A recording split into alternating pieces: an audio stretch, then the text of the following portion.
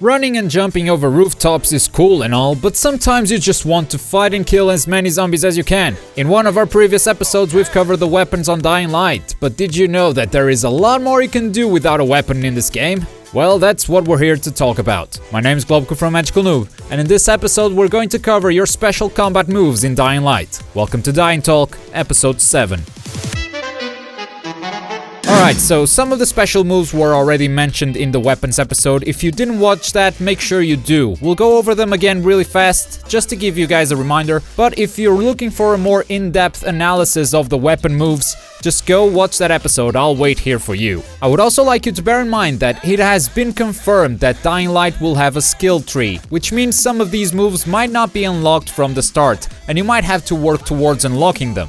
But we'll talk more about the skill tree in a future episode. One of these moves we talked about is the Whirlwind, which you can execute by holding down the attack button for long enough if you're wielding a two-handed axe or hammer. Not only does this consume a lot of stamina, but it also triggers a cooldown, which you can see on the bottom left corner of your screen. Keep this in mind because there are other moves that will do the same, which might or not be the case of our next move, the aerial assassination. We've only seen this move used once on all the trailers and gameplay available out there, but if I had to guess, I'd say you can only do this with a short blade weapon. Also, if you don't land in the middle of a bunch of zombies, it's probably also a stealth move, but that's just my personal guess. And these are all the kinds of special moves that we can see with weapons. Everything else relies on your character's body and athleticism.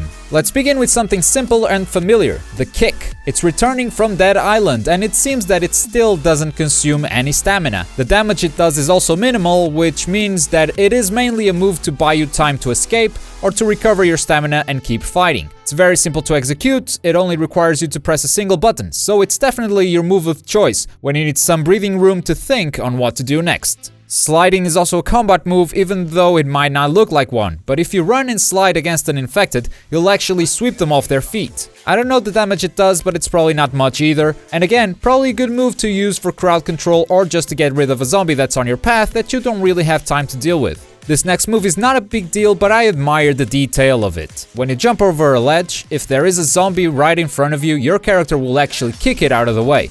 This was done so it doesn't break your freedom of movement, and again, not a very damaging move, but something that allows you to keep running towards your objective.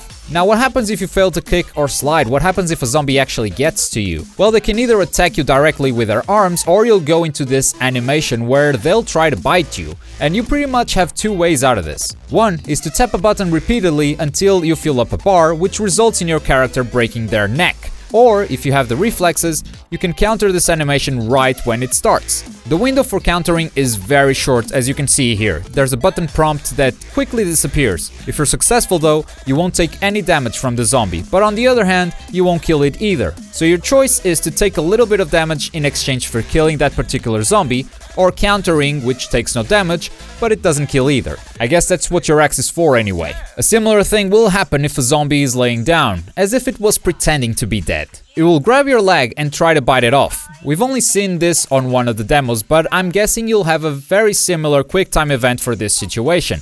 But instead of twisting their neck, you're actually stomping the zombie's head. And now the really cool stuff begins. Remember the kick? Well, if you sprint and jump before pressing the kick button, you'll actually perform a dive kick, which can be a fatal move if performed in the right situation, since you can pretty much dive kick the zombies anywhere you want, including spike traps placed around the map, or dive kick them off of a rooftop. Pretty cool ability that comes with a cooldown, so you can't just go around doing it all the time, but the cooldown is pretty short, so you should be able to still do it very often. And this next move is slightly different, and I'm calling it the charge. The effect seems to be the same, right? You charge a zombie off of a rooftop. The charge can be used not only on zombies, but also on the environment. We can see the character using it to blast through wooden doors, for example, and at some point through a glass window, knocking a zombie into an electrified swimming pool. The only difference being you don't need to wait for your character to get up after the dive kick, so you can go on about your business again. But hang on a second, if that's the case, then what's the point of the dive kick? Isn't it just an inferior version of the charge? Well, my answer to that question is purely personal and speculative,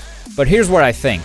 Both the charge and dive kick abilities are situational. Notice how your character isn't able to stop on this rooftop after charging at the zombie. he actually falls down with it. If instead he used the Divekick, he would be able to stay on that roof. There might also be a difference in power between these two moves. It would make sense that the Divekick would actually knock the zombies further away, since typically a human being has more strength on his legs.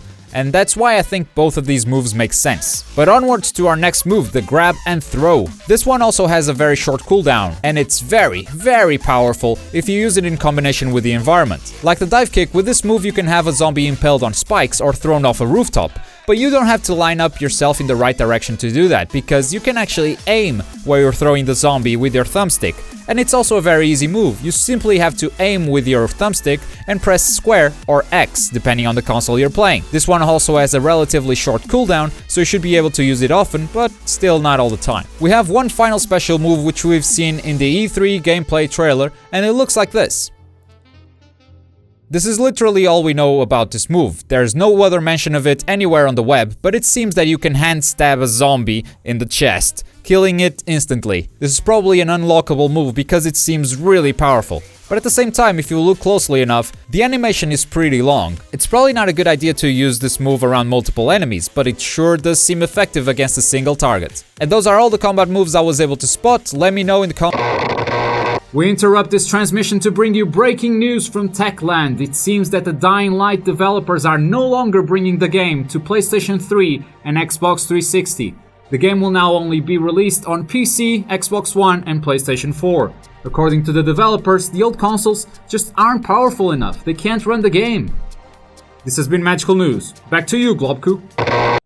Thanks, Globku. Well, that's bad news, isn't it? Well, maybe it's not. Look on the bright side. At least these versions won't be hindered, so the game can run on the old systems too. Times are changing, and the old consoles are going to die eventually. It's already been over a year since the launch of the new systems. I suppose we can't really get mad at the natural evolution of video games. But as I was saying before I was interrupted, let me know if I missed any combat moves. Did you spot anything in the trailers that I didn't? Let me know in the comments. While you're down there, click the like button, it does help me out a lot, and subscribe if you're new to the channel. Next episode, we talk about the multiplayer mode, Be the Zombie.